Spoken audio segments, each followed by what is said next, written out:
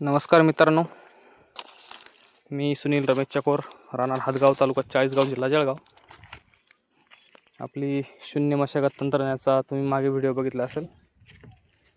त्यानुसार शेतीचा प्रयत्न आहे. तर अशी खूप अशी छान अशी मका आली.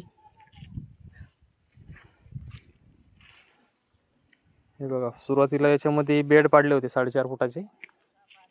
त्याच्यामध्ये कपाशी होती मागच्या वर्षी. त्याच्यानंतर पावसाळा मका होती, न नागर, कल्टिवेटर, वखर काही न करता. त्याच्यानंतर मका लावण्यात आली आणि मका निघाल्यानंतर पुन्हा याच्यात त्याच बेडवरती तणनाशक मारून अॅट्राझिनची फवारणी करून पुन्हा मका लावण्यात आली. आणि त्यानंतर पुन्हा मका काढल्यानंतर पावसाळा, आता परत ही मकाच लावली आणि ती पण काढली आता ही. तर काहीच न खर्च करता एकदम छान अशी मका आली. पूर्ण तोंडावर भरले दाणे. पहिलीच्या सुरुवातीला व्हिडिओ पण बघितले असतील तुम्ही. 741 व्हरायटी होती.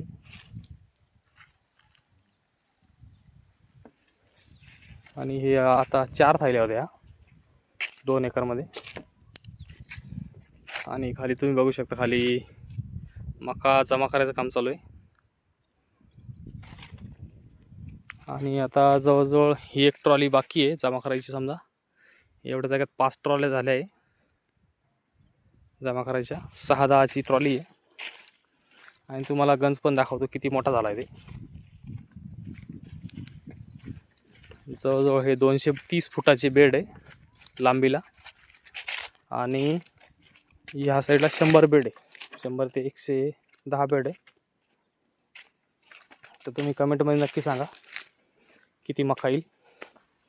आणि जो आपला चारा आहे, हा बघा, चारा बाहेर काढलाय. आणि अजून या मकाच्या बिट्या आता दिसत आहे तुम्हाला.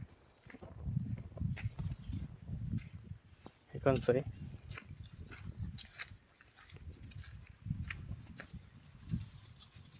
हा पूर्ण गंज आहे.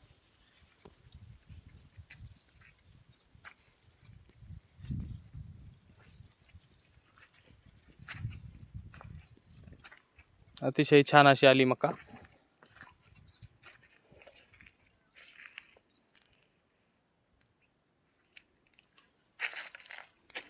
आणि प्रत्येक कणीस सारखं भरलंय शेंड्यापर्यंत.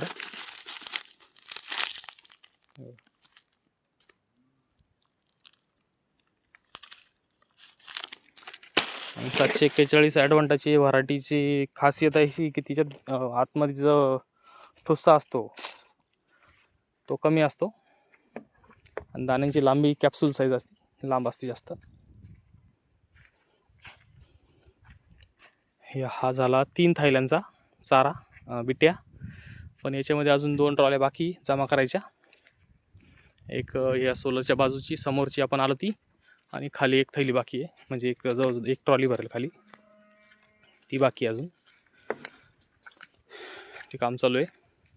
आणि अजून एक सांगायचं, वरती 1 थैली बाकी आहे अजून. चारा खोडून ठेवलाय, चारा बिट्या खोडून ठेवलाय, चारा जमा करायचं, कापून जमा करायचं बाकी. त्यानंतर त्या बिट्या येते तो त्या वेगळ्या, अजून ती 1 थैली बाकी अजून वरती, ते आपण दाखवतो.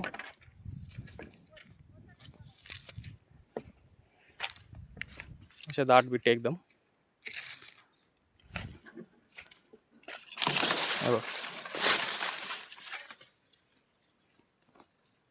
ही 1 थैली, ही पण बाकी अजून.